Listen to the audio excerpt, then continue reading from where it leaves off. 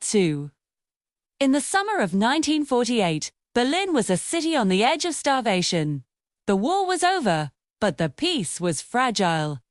The Soviet blockade had cut off food, fuel, and supplies to more than 2 million people in West Berlin. American and British pilots flew around the clock, delivering everything from coal to flour. It was called the Berlin Airlift, one of the largest humanitarian missions in history. 2. And in the middle of it all was a young American pilot named Gail Halvorsen, a man whose small act of kindness would change thousands of lives. One day, after landing at Tempelhof Airport, Halvorsen noticed a group of German children standing behind a barbed wire fence. They were thin, quiet, and watching the planes with wide eyes. He walked over and talked with them. They didn't beg for food. They didn't ask for anything. They simply said, "Don't give up on us. Someday, we'll have freedom again." Halvorsen reached into his pocket. All he had was 2 sticks of gum. He tore them into pieces and handed them out. The children shared them, even the wrappers passing them around so everyone could smell the sweetness. That moment stayed with him. That night, Halvorsen made a decision. If he couldn't give them food, he could give them hope. He gathered chocolate bars, gum, and candy from fellow pilots. He tied them to little parachutes made from handkerchiefs. Before takeoff, he told the children, "Watch for the plane that wiggles its wings. That'll be me."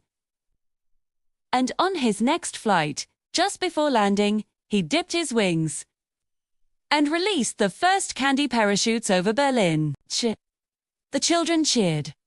Word spread, and soon, letters poured in addressed simply to Uncle Wiggly Wings.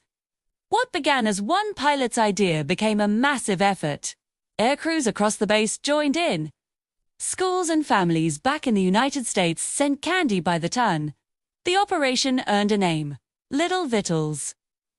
Over the next year, more than 23 tons of candy floated down over Berlin.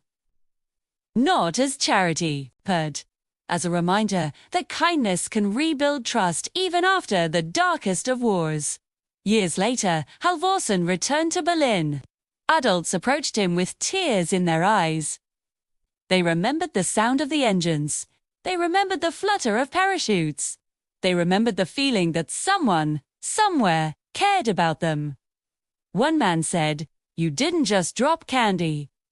You dropped hope." Halvorsen continued humanitarian missions throughout his life, always believing that one small act of kindness can change the world. In a city divided by war, a pilot refused to look away. He refused to leave children without hope.